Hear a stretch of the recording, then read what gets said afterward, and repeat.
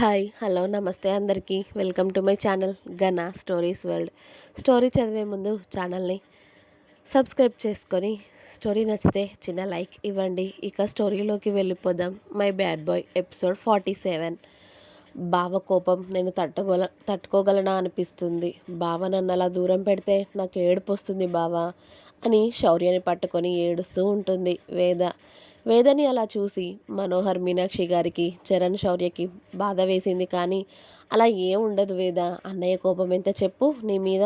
అసలు నీ మీద కోపంగా ఉండలేడు. నువ్వు మీ రూమ్లోకి వెళ్ళు. నేను చూస్తే అన్నయ్య కూల్ అవుతాడు. ఇలా ఏడ్చుకుంటూ ఉంటారా? కొత్తగా పెళ్ళయింది, మాకు పార్టీ ఇవ్వవా? పెళ్ళి పెళ్ళి అని ఏడ్చావు. ఇలానే ఉంటారా కొత్త పెళ్లి కూతురు? చెప్పు అని ఓదార్చాడు చరణ్. నిజంగా ఏమన్నాడు కదా, ఇప్పుడు నేను వెళ్తే భయంగా ఉంది. ఇప్పుడు బావ దగ్గరికి వెళ్ళాలి అంటే అని ఏడుపొస్తుంది అంది వేద అందరినీ చూస్తూ. అబ్బా, నా కొడుకేదో రాక్షసుడైనట్టు ఏంటే నీ బాధ?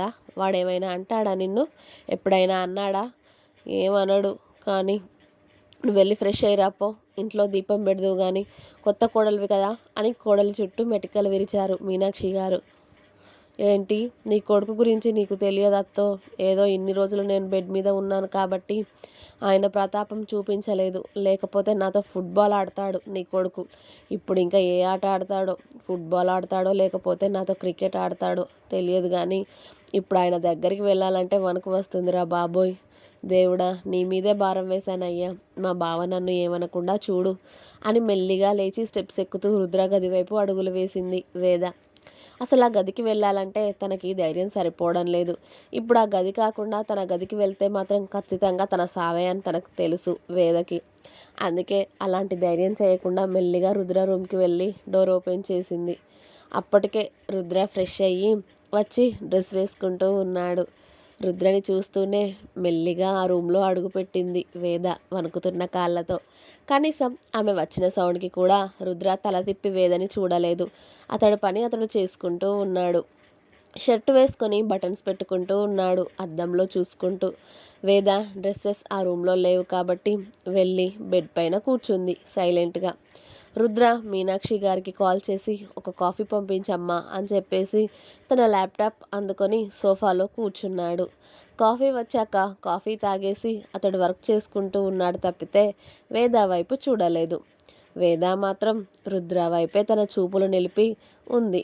గంట, 2 గంటలు, 3 గంటలైనా కూడా అతడి చూపు ల్యాప్టాప్ మీదే. అతడి వేళ్ళు కీబోర్డ్ నొక్కుతున్నాయి కానీ అతడి చూపులు ఏమాత్రం మారలేదు. రుద్ర ఆమెతో మాట్లాడకపోవడంతో వేదకి దుఃఖం తన్నుకు వస్తూ ఉంటుంది. అప్పటికే కళ్ళల్లో నిండా నీళ్లు నిండుకున్నాయి ఆమెకు. ఇంతసేపైనా ఇక వీళ్ళు బయటికి రాలేదు అని చరణ్ శౌర్య ధైర్యం చేసి అన్నయ్య గదికి వచ్చారు. వాళ్ళ వెనకే మీనాక్షి గారు కూడా. వాళ్ళిద్దరూ ఉన్న పొజిషన్ చూస్తేనే అర్థమయ్యింది చరణ్ శౌర్యకి రుద్ర ఇంకా వేదతో మాట్లాడలేదు అని. కాస్త భయపడుతూనే అన్నయ్య దగ్గరికి వెళ్ళి చెరో పక్కన కూర్చొని అన్నయ్య అని పిలిచారు మెల్లిగా. అప్పటికే కళ్ళల్లో నుండి నీళ్లు కారిపోతున్నాయి వేదకి. వేదతో మాట్లాడొచ్చు కదా అన్నయ్య, తను చూడు చాలా ఏడుస్తుంది, నువ్వెలా రియాక్ట్ అవుతావని భయపడుతుంది.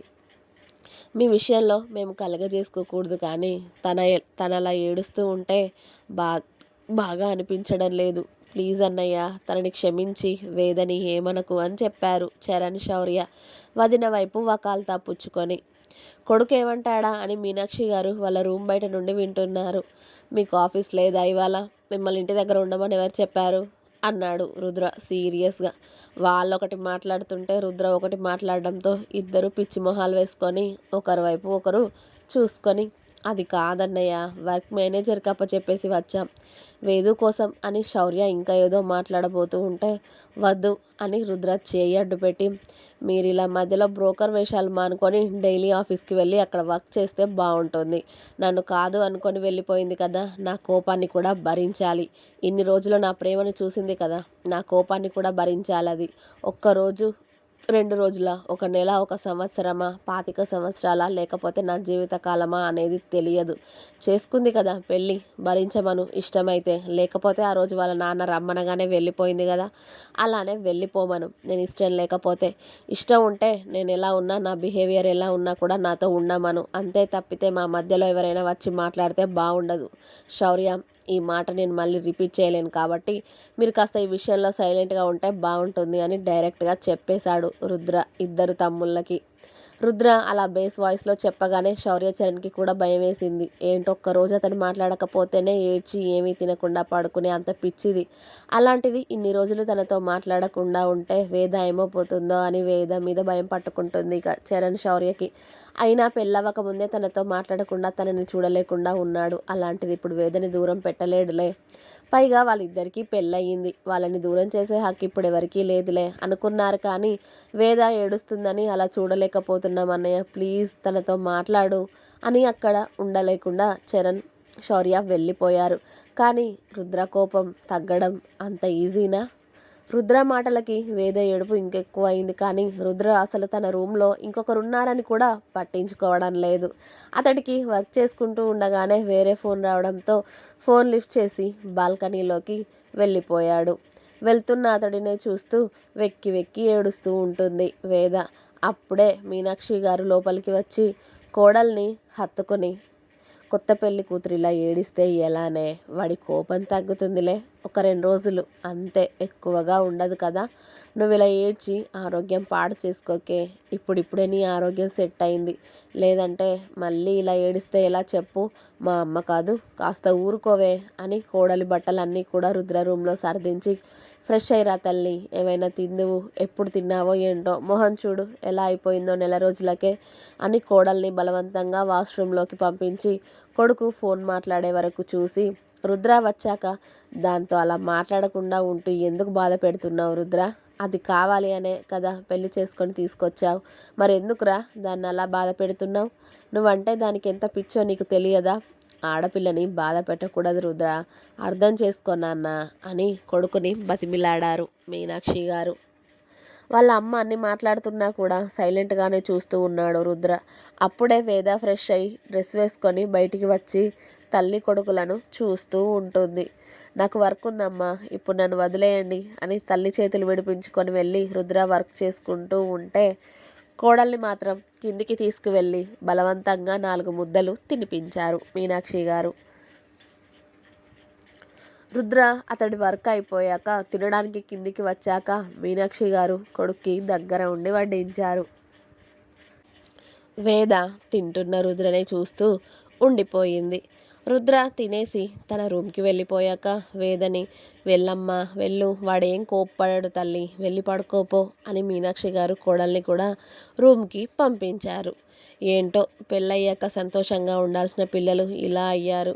ఏమంటా వీడికి రుద్ర అని పేరు పెట్టాను, నిజంగానే వీడి కోపాన్ని భరించడం ఎవ్వరి తరం కాదు.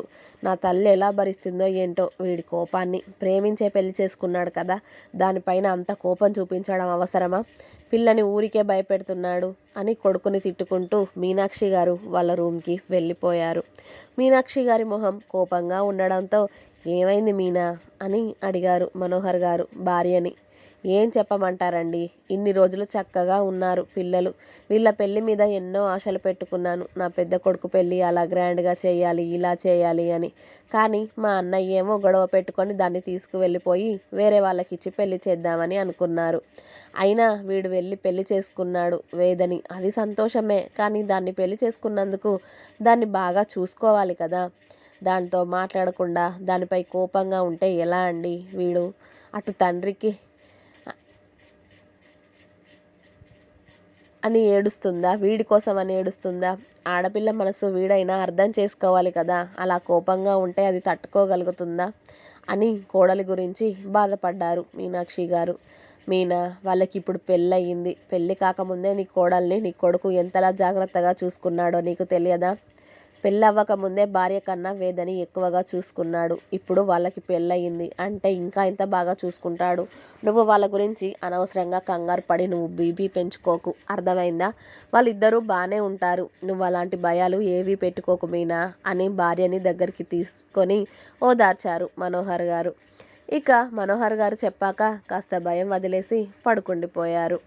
ఇక చరణ్, శౌర్య కూడా డిన్నర్ కంప్లీట్ చేసి ఎవరి రూమ్కి వాళ్ళు వెళ్ళిపోయాక వేద మెల్లిగా స్టెప్స్ ఎక్కి రుద్ర రూమ్కి వెళ్ళింది. వేద వెళ్ళేసరికి రుద్ర బెడ్ రెస్ట్కి అనుకొని కాళ్ళు చాపుకొని అతడి ఫోన్ చూసుకుంటూ కనిపించాడు. వేద భయంగానే ఇక రూమ్లోకి వెళ్ళి డోర్ లాక్ చేసి వెళ్ళి రుద్రకి ఇంకోవైపు వెళ్ళి బెడ్ మీద పడుకుంది, రుద్రనే చూస్తూనే. వేద పడుకోగానే రుద్ర కూడా మొబైల్ పక్కన పెట్టేసి లైట్ ఆఫ్ చేసి ఆమెకి అభిముఖంగా తిరిగి పడుకున్నాడు, ఆమెకి వెన్ను చూపిస్తూ. అతడు అలా ఆమెను పట్టించుకోకపోవడంతో వేద కళ్ళల్లో నుండి మళ్ళీ కన్నీళ్లు దూకాయి. నాకు దూరంగా ఉండేవాడివి, ఎందుకు పెళ్లి చేసుకున్నావు? మరి నన్ను ఎందుకు ఇలా దూరం పెట్టి ఏడిపిస్తున్నావు అని ఆమె జారిపోతున్న కన్నీళ్లను పట్టించుకోకుండా రుద్రనే చూస్తూ ఉంది అర్ధరాత్రి వరకు. అప్పటికి డీప్ స్లీప్లో ఉన్నాడు రుద్రబాబు. అర్ధరాత్రి వెల్లికిలా పడుకోవడంతో ఇక ఏదైతే అది అయింది, కొట్టినా పర్లేదులే అని వేద మెల్లిగా వెళ్ళి రుద్ర ఏదో మీద తల పెట్టుకొని అతడి చుట్టూ చేయి వేసి పడుకుంది, అతడి గుండె చప్పుడు వింటూ. వేద అతడి దగ్గరికి రావడంతోనే రుద్రకి మెలకువ వచ్చింది. అయినా కూడా ఆమెను ఏమీ అనకుండా అలాగే కనీసం ఆమెను దగ్గరగా పట్టుకోకుండా అలాగే నిద్రపోతాడు. ఇప్పటి వరకు రాని నిద్ర అతడి సమక్షంలోకి చేరగానే హాయిగా నిద్ర పట్టేసింది వేదకి. అతడి గుండె చప్పుడు వింటూ అన్ని భయాలు బాధలు మర్చిపోయి హాయిగా నిద్రపోయింది భర్త గుండెపై తల పెట్టుకొని. ఇంకా ఉంది, నెక్స్ట్ ఎపిసోడ్ రేపు వస్తుంది, వెయిట్ చేయండి. అలాగే మీకు కనుక స్టోరీ నచ్చినట్టయితే ప్లీజ్ లైక్ చేయండి, కామెంట్ చేయండి, షేర్ చేయండి. అలాగే సబ్స్క్రైబ్ చేసుకోవడం మాత్రం అస్సలు మర్చిపోదు. ప్లీజ్ సబ్స్క్రైబ్ గనా స్టోరీస్ వరల్డ్.